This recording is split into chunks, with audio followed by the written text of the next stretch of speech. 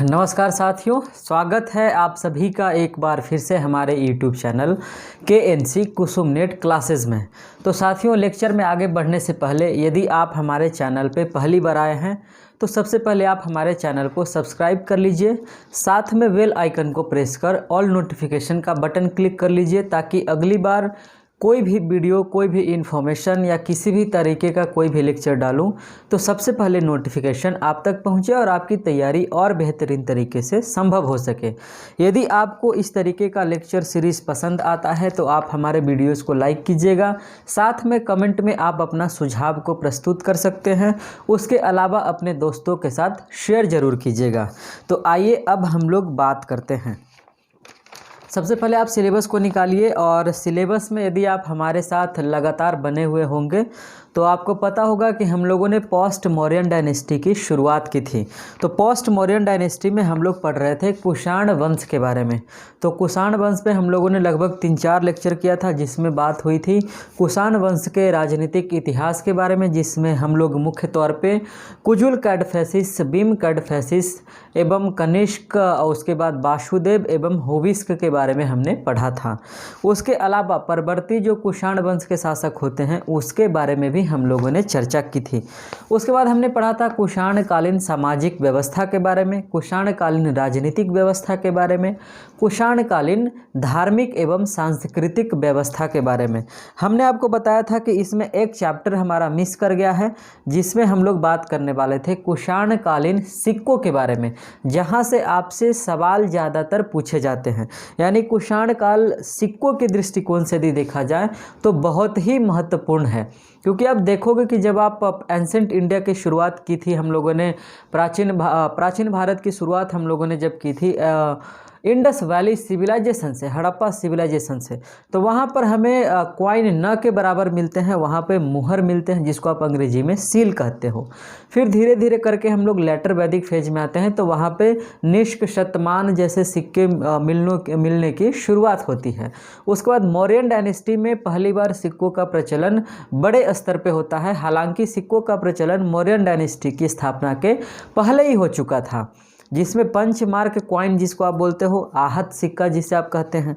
उसके बाद मौर्यन डायनेस्टी में नए नए तरीके के सिक्के आए जिसमें शतमान थे, काक तरह का सिक्के था, अर्ध काक था, जिसके आधार पे हम लोग पता करते थे कि यह किस वंश के या किस शासक के द्वारा जारी किया गया सिक्का था। उसके बाद जब मौर्यन डायनेस्टी का पतन हुआ तो पोस्ट मौर्यन डायनेस्टी की शुरुआत हुई थी, जिसमें हमने आपको बताया था कि पोस्ट मौर्यन फेज में आपको 2 तरह के राजवंश के बारे में पढ़ना है। पहला राजवंश कौन सा?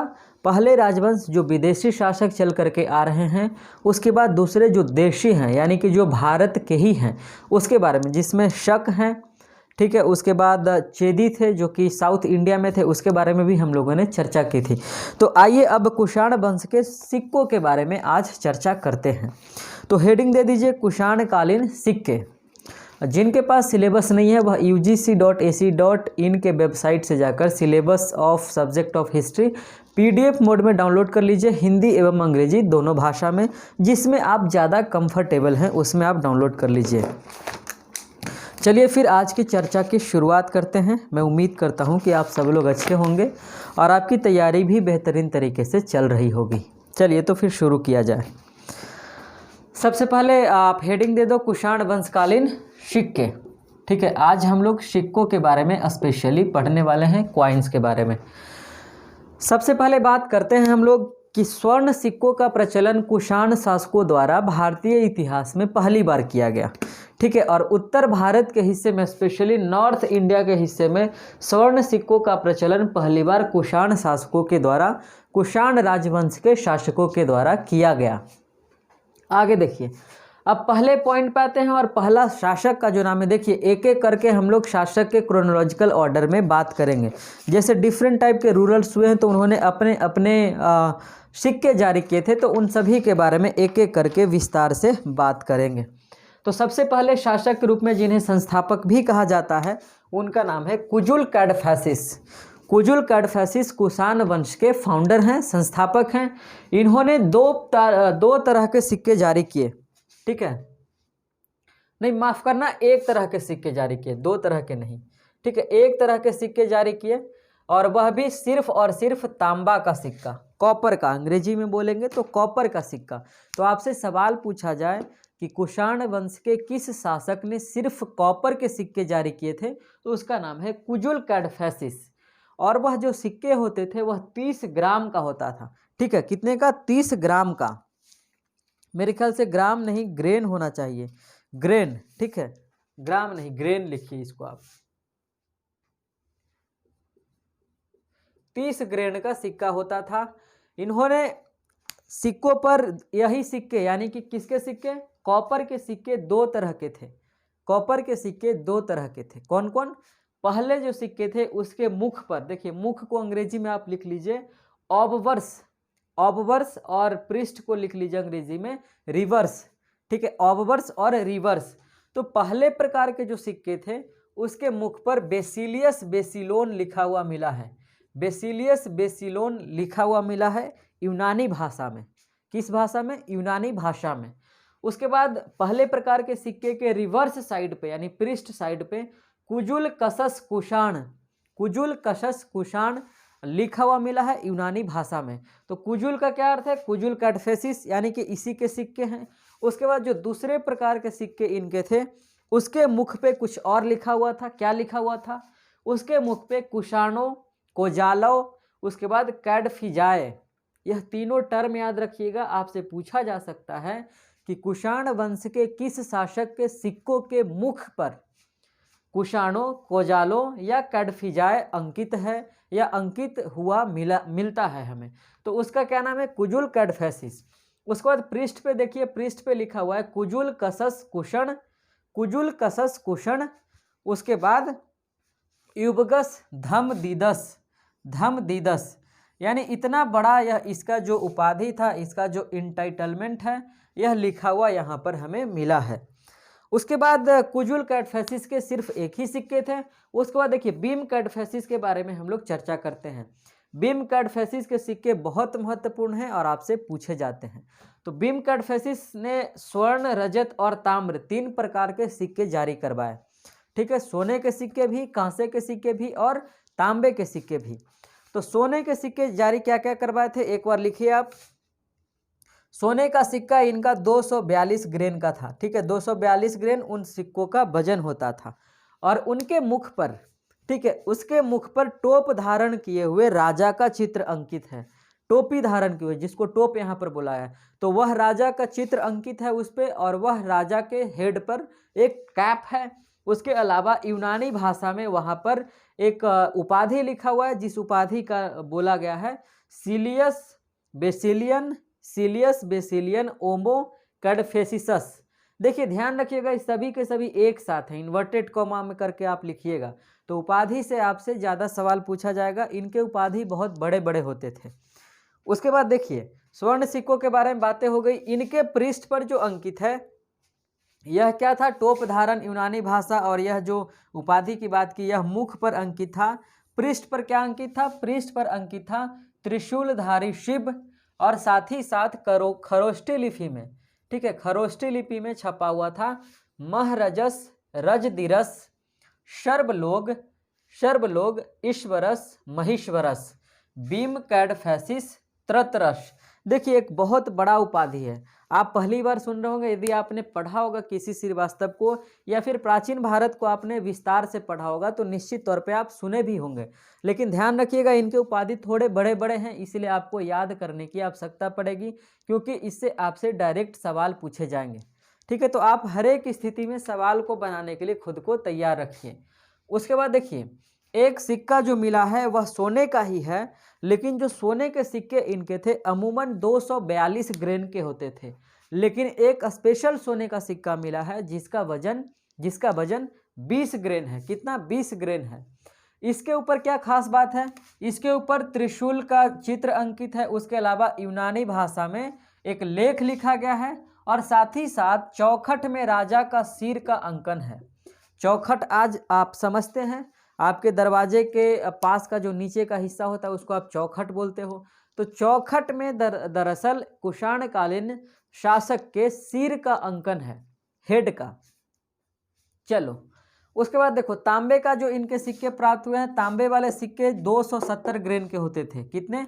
देखिए वजन आप जरूर याद रखिएगा, और उन सिक्कों पर किन किन उपाधियों का चित्रांकन किया गया है, क्या क्या अंकित है, उसको याद रखिएगा। यहीं से आपसे सवाल पूछे जा सकते हैं। और तांबे वाले सिक्के के मुख पर खड़ी मूर्ति है, ठीक है, खड़ी अवस्था में स्टैंडिंग पोजीशन में कुषाण शासक की मूर्ति का चित्रांकन किया गया है। उसके अलावा त्रिशूल है उनके हाथ में, ठीक है, खड़ी मूर्ति के बाएं तरफ त्रिशूल का अंकन है। और यूनानी भाषा में लिखा गया बेसिलियस बेसिलियन सोटर मोगास, बेसिलियन सोटर मोगास, यह एक तरीके का उपाधि है। उसके बाद देखिए तांबे वाले सिक्के के पृष्ठ पर शिव और त्रिशूल तथा साथ ही साथ नंदी का चित्रांकन किया गया है। अब आते हैं रजत के जो सिक्के थे। रजत वाले सिक्के के बारे में बताया जाता है कि कुषाण कालीन रजत के सिक्के अभी भी ब्रिटिश म्यूजियम में, ब्रिटिश संग्रहालय में सुरक्षित है। यदि आप इस पर रिसर्च करेंगे तो आप ब्रिटिश म्यूजियम में जाकर देख सकते हैं रेफरेंस के तौर पर। उसके अलावा रजत के एकमात्र सिक्का प्राप्त हुआ है और इसमें खड़ी मूर्ति वाली टोपी धारण किए हुए हैं। देखिए खड़ी अवस्था में स्टैंडिंग पोजीशन में, साथ ही साथ वह कैप धारण किए हुए हैं। उसके अलावा कुर्ता पैजामा और साथ ही साथ कोट एवं दाएं हाथ में गदा लिए हुए हैं, ठीक है, दाएं हाथ में गदा लिए हुए हैं। उसके बाद हम लोग बात करते हैं, देखिए बीम कैटफैसिस के टोटल सिक्के हो गए, कुजुल कैटफैसिस के भी टोटल सिक्के हो गए। अब हम लोग एक बार बात करते हैं कनिष्क के सिक्के के बारे में, जो कि कुषाण वंश का सबसे महत्वपूर्ण शासक है, कनिष्क, ठीक है। तो कनिष्क के बारे में लिखिए। कनिष्क के सिक्के मोस्टली यानी ज़्यादातर, यदि अधिकतर बात की जाए तो भारत के पश्चिमोत्तर प्रांत में पाए गए हैं। आप यहाँ पर देख सकते हैं, ठीक है, भारत के पश्चिमोत्तर प्रांत में पाए गए हैं। और पश्चिमोत्तर प्रांत के अलावा बिहार के हिस्से, बंगाल के हिस्से, उड़ीसा के हिस्से एवं पंजाब के हिस्से में इनके सिक्के पाए गए हैं।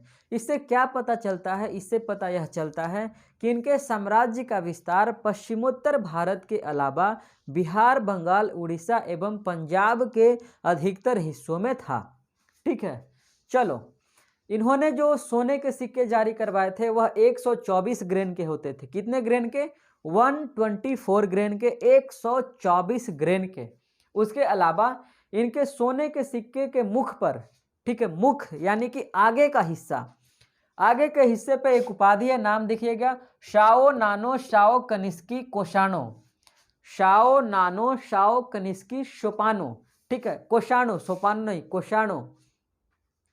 यह यूनानी लिपि में, यानी इसका जो स्क्रिप्ट है वह यूनानी है, अंग्रेजी में ग्रीक बोलेंगे, ठीक है, यूनानी स्क्रिप्ट है।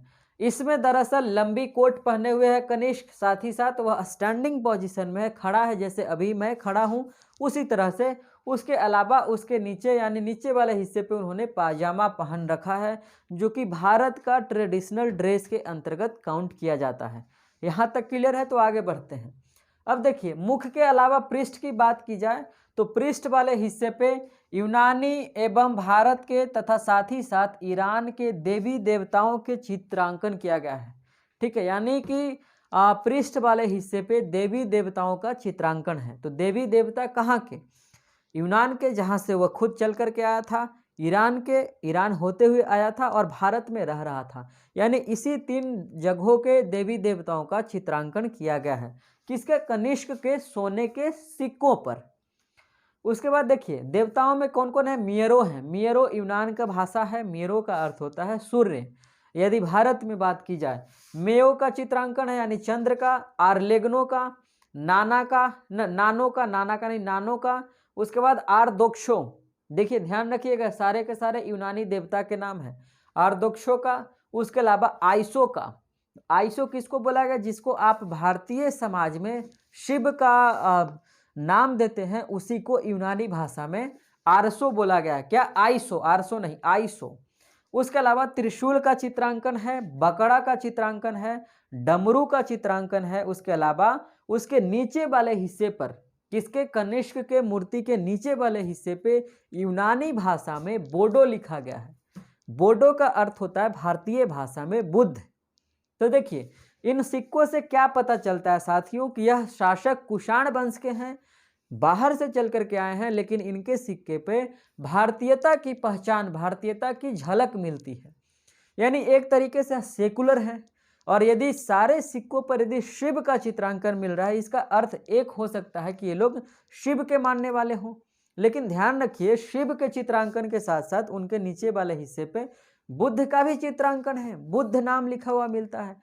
तो एक तरीके का सेकुलरिज्म का दौर है कि एक शासक जो कि शैव धर्म को प्रमोट भी कर रहा है, बौद्ध धर्म में भी प्रमोट कर रहा है, तो सभी धर्मों को मिला करके चल रहा है। और यह भारत के रहने वाले भी नहीं है। तो देखिए, एक अजीबोगरीब मामला है। यानी इस समय आप देखो कि सेकुलरिज्म का दौर है।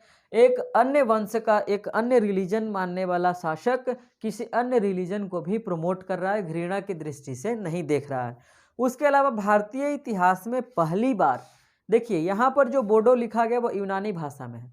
भारतीय इतिहास में पहली बार चतुर्भुजी शिव की आकृति मिलती है। यानी अब तक आप शिव का आकृति कहीं पर भी देखे होंगे तो वह 2 भुजाओं वाला देखे होंगे, लेकिन यहाँ पर 4 भुजाओं वाले शिव का चित्रांकन किया गया है। दरअसल मैक्सिमम जो हिंदू देवी देवताएं हैं उनके चित्रांकन लगभग चतुर्भुज, यानी कि उनके पास 4 भुजाएं हैं, किसी के 6 भुजाएं हैं, किसी की 8 भुजाएं हैं, लेकिन शिव के 2 ही हैं। लेकिन यहाँ पर शिव के 4 भुजाओं का चित्रांकन किया गया है। अब हम लोग बात करते हैं कनिष्क के समय के ताम्र सिक्के के बारे में, यानी तांबे के सिक्के के बारे में। तो एक बार हम लोग इसे मिटा लेते हैं। अब बात करते हैं हम लोग कनिष्क के समय में तांबे के जो सिक्के जारी किए गए उसमें क्या खास बातें थी। ठीक है, तो चलिए हेडिंग दीजिए, कनिष्क कालीन तांबे के सिक्के। इसके बारे में एक खास बात तो यह है कि कनिष्क के समय में जो तांबे के सिक्के जारी किए गए वह सभी के सभी गोल होते थे, सभी के सभी आकृति में गोल थे। इसके अलावा उनका जो वजन था वह 168 नहीं 68 ग्रेन था। ठीक है, सिर्फ और सिर्फ 68 ग्रेन, मेरे ख्याल से 168 नहीं 68 ग्रेन ही होना चाहिए। ठीक है, 68 ग्रेन था। उसके अलावा इन सिक्कों के मुख पे यानी आगे वाले हिस्से पे बेसिलियन, ठीक है, बेसिलियन अंकित है। यह एक तरीके का लेख है, यूनानी भाषा में अंकित है, जिसका अर्थ होता है राजाओं का राजा, राजाओं का राजा। उसके अलावा इनके पृष्ठ वाले हिस्से पे यानी पीछे वाले हिस्से पे देवी एवं देवताओं का, अब देवी एवं देवता जहाँ जहाँ हम बोलेंगे वहाँ वहाँ आप समझिएगा भारत के भी देवी देवता, यूनान के भी देवी देवता, उसके अलावा ईरान के भी देवी देवताओं का चित्रांकन किया गया है। उसके बाद 68 ग्रेन इसके बारे में हमने आपको बता दिया है। चलिए अब बात करते हैं हुबिस्क के समय के बारे में। ठीक है, कनिष्क के बाद हुबिस्क कुषाण वंश का शासक बना। तो हुबिस्क के समय में भी सोने के सिक्के जारी हुए, उसके अलावा तांबे के सिक्के जारी हुए। तो सोने के जो सिक्के होते थे उसकी खास बात क्या थी कि उसके मुख पर आधा शरीर का चित्रांकन किया गया था। उसके अलावा यह भी आकृति में गोलाकार होता था। इसके अलावा उस आधा शरीर वाले चित्र के ऊपर जो कैप पहन के रखा था वह कैप गोल आकार का होता था, गोलाकार टोप। उसके अलावा उनका जो कोट था वह पूरी तरीके से अलंकृत था, यानी सजा सजाया हुआ, चमकदार। ठीक है, उसके अलावा इनके पृष्ठ पर भी देवी देवताओं का चित्रांकन है। तो देवी देवता हम लोग जहाँ जहाँ पर बोलेंगे वहाँ वहाँ पे समझेंगे हम लोग कि भारत के देवी देवता, यूनान के देवी देवता, उसके अलावा ईरान के भी देवी देवताओं का चित्रांकन प्राप्त होता है। उसके बाद देखिए तांबे के सिक्के पे बात करते हैं। और तांबे के सिक्के के मुख के हिस्से पर प्रभामंडल एवं हाथी पर सवार राजा का चित्रांकन किया गया है। उनके हाथ में भाला को भी प्रदर्शित किया गया है। उसके अलावा पलंग पर झुका हुआ राजा का चित्रांकन मिलता है। उसके अलावा गद्दे पर ब्रज आसन में बैठे हुए राजा की आकृति है, गद्दे पर। ठीक है, गद्दा जो हाथ में लेकर चलते हैं उसके ऊपर। उसके अलावा उसके बाएं हाथ में दंड है और वह अपने दोनों हाथों को ऊपर उठाए हुए हैं इस तरह से। ठीक है, दोनों हाथों को ऊपर उठाए हुए हैं। उसके अलावा यदि इसके पृष्ठ की बात की जाए तो इसके ऊपर विभिन्न देवी देवताओं की आकृतियां तथा यूनानी भाषा में इनके नाम लिखे गए हैं, यूनानी भाषा में इनके नाम को खोदे गए हैं वहाँ पर।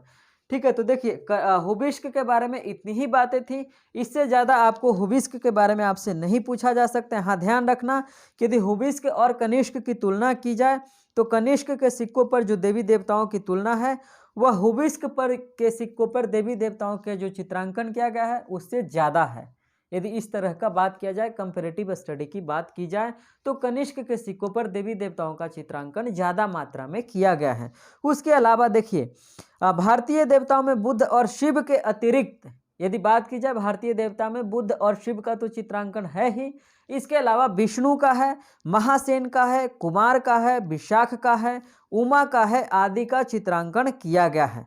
चलिए अब बात करते हैं हम लोग वासुदेव के बारे में। ठीक है, वासुदेव ने भी सोने एवं तांबे दोनों के सिक्के जारी करवाए थे। ठीक है, सोने एवं तांबे दोनों के सिक्के जारी करवाए थे। अब देखिए इनके जो मुख पर है, किसके मुख पे, इन दोनों के सिक्कों के मुख पर है प्रभामंडल तथा शिव का चित्रांकन किया गया है। हमने यहाँ पर भी बताया था प्रभामंडल एवं शिव का चित्रांकन किया गया है। उसके अलावा राजा की जो आकृति है वह स्टैंडिंग पोजीशन में है, लंबी टोप पहने हुए, साथ ही साथ वह पजामा पहने हुए है, बाएं हाथ में त्रिशूल है। मुख की बात कर रहा हूं मैं, अग्रभाग की बात कर रहा हूं, आगे के हिस्से की बात कर रहा हूं। दाएं हाथ में अग्निकुंड है और अग्निकुंड से वह आहुति दे रहा है। उसके अलावा लेख की बात की जाए तो उसके ऊपर लिखा हुआ है, लिखिएगा, शाओ नानो शाओ बोजेडो वासुदेव कोशाणो। यह अग्रभाग पर अंकित है। यदि पृष्ठ भाग की बात की जाए तो पृष्ठ भाग पे त्रिशूल, साथ ही साथ पाश लिए हुए दो भुजी। अब तक हमने पढ़ा था 4 भुजा वाले शिव का, यहाँ पर 2 भुजा वाले शिव का चित्रांकन है। शिव के पीछे नंदी तथा यूनानी भाषा में ओएसो लिखा हुआ है। तो ओएसो का क्या अर्थ होता है? शिव। यदि भारतीय भाषा में बात की जाए तो शिव। कुछ ताम्र सिक्कों के पृष्ठ भाग पे सामने की ओर देवी, जिसको उमा बोला गया है, सिंहासन पर बैठी हुई है और उसके दाएं हाथ में फीता है। उसके दाएं हाथ में फीता है और बाएं हाथ में समृद्धि श्रृंग है, समृद्धि श्रृंग। क्लियर है? चलो, यह तो वासुदेव के बारे में बातें हो गई। एक बात और यदि लिखना चाहते हैं तो आप लिखेंगे कि कुछ ताम्र सिक्कों के मुख भाग पर ब्राह्मी लिपि में वासु अंकित है। वासु का संबंध वासुदेव से है। ठीक है, तथा पृष्ठ भाग पर वासुदेव का मोनोग्राम मिलता है। अल्टेकर ने, यानी अल्टेकर कौन? एएस अल्टेकर ने बताया है कि वासुदेव के एक नए प्रकार का सिक्कों की प्राप्ति होती है, हुबिस्क नहीं, वासुदेव के दौर में। ठीक है, उसके अलावा उन्होंने शिव का हाथी के साथ भी चित्रण किया है। आप पहली बार ऐसा सुन रहे होंगे, लेकिन यहाँ पर चित्रण किया गया है। और ऐसा किसने खोजा है? एएस अल्टेकर ने, जो कि भारत के हिस्टोरियन एवं आर्कियोलॉजिस्ट रहे हैं। उसके अलावा देखिए, वह गजासुर का वध करते हुए शिव का चित्रण किया गया है। अब बात करते हैं कि देखिए, यदि मोटे मोटी तौर पे बात की जाए तो अग्र हिस्से पे, यानी कुषाण वंश के शासकों के अग्र हिस्से पे, सिक्कों के अग्र हिस्से पे, यानी अपर पार्ट पे, पहले हिस्से पे उनके लेख का चित्रांकन है, उनके खुद की आकृति का चित्रांकन है। और पीछे वाले हिस्से पे देवी देवताओं का, जिसमें भारतीय, यूनानी एवं ईरानी देवी देवताओं का चित्रांकन मिलता है। यदि बेसिक सी बात की जाए मोटे मोटे तौर पे तो आप इसको लिख सकते हैं। चलिए अब बात करते हैं, जब कुषाण वंश के सभी शासकों की समाप्ति हो गई तो फिर जो परवर्ती कुषाण वंश के शासक हुए, जो लास्ट के दौर में आए, उस समय मुख्य तौर पे 2 प्रकार के सिक्के जारी किए गए। ठीक है, 2 प्रकार के सिक्के जारी किए गए। कौन कौन? पहले प्रकार के सिक्के का नाम है शिव एवं नंदी प्रकार का सिक्का, शिव एवं नंदी प्रकार का सिक्का। और दूसरे का नाम है सिंहासन आसीन देवी, यानी सिंहासन पर बैठी हुई देवी का चित्रांकन। तो 2 प्रकार के सिक्के थे। इन सभी सिक्कों के मुख्य वाले हिस्से की बात की जाए, यानी आगे वाले हिस्से की बात की जाए, तो आगे वाले हिस्से पर कवच तथा ऊंची टोपी, कवच एवं ऊंचा टोपी धारण किए हुए राजा की आकृति है। वह दाएं हाथ से आहुति दे रहा है और बाएं हाथ में लंबा सा त्रिशूल लिए हुए है। देखिए, इन सारे चीजों को आप नोट डाउन कीजिएगा, तभी आपको फायदा होगा। उसके बाद लिखिए, मुद्रा लेख यूनानी तथा ब्राह्मी दोनों भाषा में। देखिए, खास बात क्या है, अब तक या तो यूनानी था या ब्राह्मी था, यहाँ पर यूनानी एवं ब्राह्मी दोनों भाषा में लिखा गया है। उसके अलावा पृष्ठ वाले हिस्से की बात की जाए तो वहां पे शिव, नंदी तथा देवी की आकृतियों को अंकन किया गया है। चलो, उसके बाद दूसरे प्रकार के जो सिक्के इस समय प्राप्त हुए सिंहवासिनी देवी का, इसके अग्रभाग में खड़ी मुद्रा में राजा का चित्रांकन किया गया है। ठीक है, खड़ी मुद्रा में राजा का चित्रांकन है। उसके अलावा पीछे वाले हिस्से की बात की जाए तो पीछे वाले हिस्से पे सिंहासन पर बैठी हुई देवी का चित्रांकन किया गया है। उसके अलावा समुद्रगुप्त का एक सिक्का था जो कि ध्वजरोही प्रकार का सिक्का है, उसको इसी में डाला गया है। ठीक है, उसको इसी में डाला गया है। देखिएगा कि कुषाण वंश की जो वेशभूषा थी, समुद्रगुप्त का जो सिक्का प्राप्त होता है, कौन सा सिक्का, ध्वजरोही प्रकार का सिक्का, वह कुषाण वंश के वेशभूषा में प्राप्त होता है। तो देखिए, कुषाण वंश के द्वारा जो सिक्कों जारी करने की परंपरा की शुरुआत की गई, उसका असर कहीं ना कहीं आगे चल करके गुप्त वंश के शासकों के ऊपर भी दिखाई पड़ता है। उसके बाद इसमें और कुछ खास बातें नहीं है, बस इतनी सी ही बातें थी। यदि आप इतना क्लियर कर लेते हो तो कुषाण वंश के समय के सिक्कों से यदि आपसे कोई सवाल पूछा जाए तो एक भी सवाल आपसे नहीं छूटेगा। यह मेरा वादा है। आप YouTube पे कहीं पे भी कोई भी वीडियोस को देखिए, यदि कोई भी इतने डिटेल में आपको नेट के सिलेबस के हिसाब से पढ़ाते हैं तो आपको निश्चित तौर पे वहाँ पे पढ़ना चाहिए, और यदि वहाँ पर नहीं हो रहा है तो निश्चित तौर पे आपको हमारे साथ पढ़ना चाहिए। तो चलिए साथियों, आज के लेक्चर को यहीं पर समाप्त करते हैं। जो साथी नए जुड़े हैं वह चैनल को सब्सक्राइब करके बेल आइकॉन प्रेस जरूर कीजिएगा। लाइक, कमेंट एवं दोस्तों के साथ इस वीडियो को शेयर जरूर कीजिएगा। चलिए फिर, आप अपना एवं अपनों का ख्याल रखिए और लोगों से प्यार करते रहिए। Thank you very much.